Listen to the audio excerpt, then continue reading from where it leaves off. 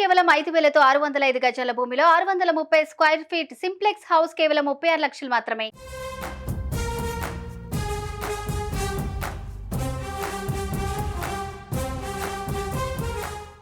షర్మిల కాంగ్రెస్ లోకి రావటం పక్క. నిన్నటిదాకా ఇది ఒక వ్యూహాగానం, పుకారు మాత్రమే. కానీ నేడు దాదాపు కన్ఫర్మ్ న్యూస్. ఢిల్లీలో జరిగిన పరిణామాలు షర్మిల కాంగ్రెస్ లోకి రావటం పక్కా అనే విషయాన్ని తెలియజేస్తున్నాయి.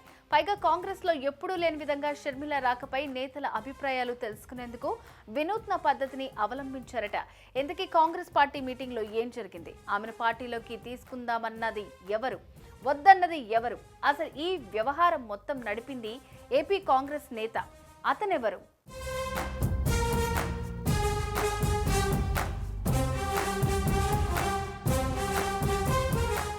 ఆంధ్రప్రదేశ్ పీసీసీ అధ్యక్షురాలుగా వైఎస్ షర్మిల రాక కన్ఫర్మ్ అయింది. గురువారం జరిగిన ఏఐసీసీ సభ్యులతో ఏపీ కాంగ్రెస్ నేతలు జరిపిన చర్చల్లో ఈ అంశంపై క్లారిటీ ఇచ్చింది. అంతేకాదు, షర్మిల విషయంలో పార్టీలో ఎలాంటి భేదాభిప్రాయాలు రాకుండా ఏఐసీసీ పకడ్బందీగా వ్యవహరించింది. వైఎస్ షర్మిలను పార్టీలోకి తీసుకుంటే పార్టీ బలోపేతం అవుతోందని తొలుత PAC member, AP Kisan cell అధ్యక్షుడు జట్టి గురునాథరావు ప్రతిపాదించారు. ఈ మేరకు పార్టీ సభ్యుల అభిప్రాయం తీసుకునేందుకు ఓటింగ్ నిర్వహించగా ఆసక్తికర పరిణామం చోటు చేసుకుంది. ఈ ఓటింగ్ లో వచ్చిన రిజల్ట్ ఏంటి అన్నది ఆసక్తికరంగా మారింది.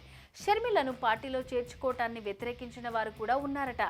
ఉంటే వారెవరు అనే టాపిక్ ఇంట్రెస్టింగ్ గా మారింది. షర్మిలను ఆహ్వానించాలన్న నేతలు ఎవరు, వద్దన్నది ఎవరు అన్నది కొద్దిసేపటి తర్వాత తెలుసుకుందాం.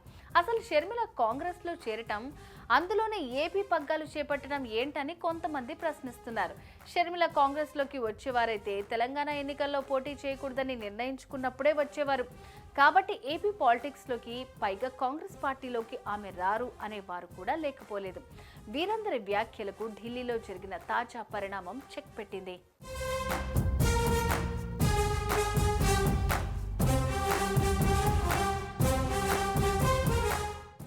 వైఎస్ షర్మిల కాంగ్రెస్ లో చేరతారనేది ఎప్పటి నుంచో ప్రచారంలో ఉంది. కానీ ఆమె ఎప్పుడూ ఆ దిశగా సూచనలు కూడా ఇవ్వలేదు. పైగా తెలంగాణ ఎన్నికల సమయంలో నేను ఈ ప్రాంత కోడల్ని, ఇక ఇక్కడే నా మనుగడ అంటూ తేల్చేశారు. దీంతో అందరూ ఆమె ఏపీ రాజకీయాల్లోకి రాదనే డిసైడ్ అయ్యారు. ఏపీ రాజకీయాల్లోకి రాకపోవటానికి ఎవరికి వారు తమ తమ కారణాలు ఊహించుకుని సోషల్ మీడియా వేదికగా వార్తలు వండివార్చారు. మరి సడన్ గా ఆమె నిర్ణయం ఎందుకు మార్చుకుంది?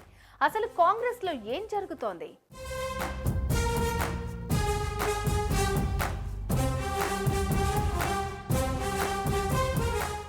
వారం రోజుల క్రితం 10 మంది ఏపీ కాంగ్రెస్ నాయకులకు ఢిల్లీ అధిష్టానం నుంచి పిలుపు వచ్చింది. పీసీసీ అధ్యక్షుడు దిగుడు రుద్రరాజు, జీవీ హర్షకుమార్, జేడీ శీలం, పల్లం రాజుతో పాటు మొత్తం 10 మంది ఢిల్లీ ఫ్లైట్ ఎక్కారు. గురువారం అధిష్టానంతో భేటీ అయిన ఈ 10 మంది ముందు షర్మిలను రాజకీయాల్లోకి తీసుకురావాలా వద్దా, తీసుకొస్తే పీసీసీ అధ్యక్ష పదవి ఇవ్వాలా వద్దా అన్న అంశంపై చర్చ నిర్వహించారు. చర్చ అనంతరం ఓటింగ్ కూడా నిర్వహించారట. ఆ ఓటింగ్ లో 8:2 అంటే 8 ఓట్లు షర్మిలకు అనుకూలంగా, 2 ఓట్లు కూడా షర్మిలను గుడ్డిగా వ్యతిరేకించలేదట. ఆంధ్రప్రదేశ్ లో అధికారంలో ఉంది వైఎస్ జగన్మోహన్ రెడ్డి, సీఎం సాక్షాత్తు షర్మిలకు అన్న. మరి అన్నను ఎదిరించి షర్మిల పార్టీ భుజానికి ఎత్తుకుని నడిపించగలుగుతుందా అన్న డైలమా మాత్రమే వ్యక్తం చేశారట. మిగిలిన 8 మంది కాంగ్రెస్ పార్టీని ఏపీలో బతికించుకోవాలన్నా, భవిష్యత్తులో అయినా పార్టీకి మంచి జరగాలంటే షర్మిలను తీసుకోవాల్సిందేనని తేల్చి చెప్పారట. ప్రస్తుతానికి ఇది అనఫీషియల్ వార్త అయినా రేపు ఎల్లుండో ఇది అఫీషియల్ వార్త అవుతుందని కాంగ్రెస్ నేతలు చెప్తున్నారు.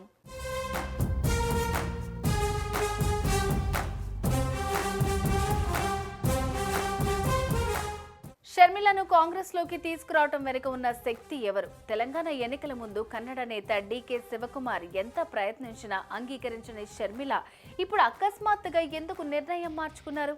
ఈ నిర్ణయం వెనుక ఉన్న మాస్టర్ మైండ్ ఎవరు? ఏం చెప్పి ఒప్పించారు? ఆమెకిచ్చిన హామీలేంటి?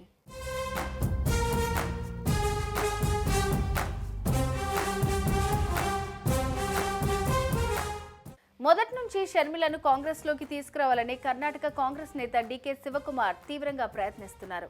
కానీ ఆమె అంగీకరించలేదు. పోటీ చేయకుండా ఉండేందుకు ఒప్పుకున్నారు. కానీ కాంగ్రెస్ లోకి మాత్రం రాలేదు. అంత స్ట్రాంగ్ గా ఉన్న షర్మిలను కాంగ్రెస్ లోకి తీసుకురావటం వెనుక ఆంధ్రాకు చెందిన ఒక మాస్టర్ మైండ్ ఉంది.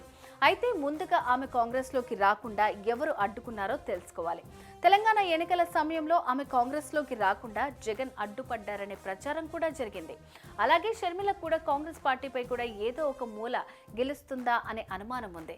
కాంగ్రెస్ గెలవడంతో కాంగ్రెస్ సీనియర్ నేత రంగంలోకి దిగారు. ఆయనే వైఎస్ రాజశేఖర రెడ్డి ఆత్మగా అందరికీ తెలిసిన కేవీపీ రామచంద్రరావు ఉన్నారని సమాచారం. కాంగ్రెస్లో చేరితే భవిష్యత్తులో కలిగే ప్రయోజనాల గురించి వివరించడంతో ఆమె మెత్తబడ్డారని తెలుస్తోంది.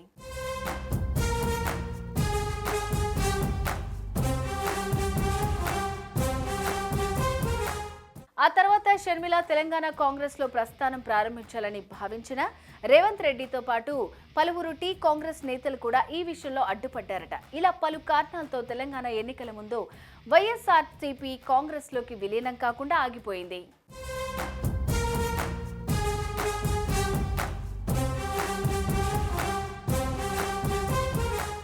అంతా సక్రమంగా జరిగితే సంక్రాంతికి ముందే ఆంధ్రప్రదేశ్ పీసీసీ అధ్యక్షురాలిగా బాధ్యతలు స్వీకరించినా ఆశ్చర్యపోనవసరం లేదు. త్వరలోనే ఈ విషయంలో అధికార ప్రకటన కూడా రాబోతుందనేది అర్థమై ఉంటుంది.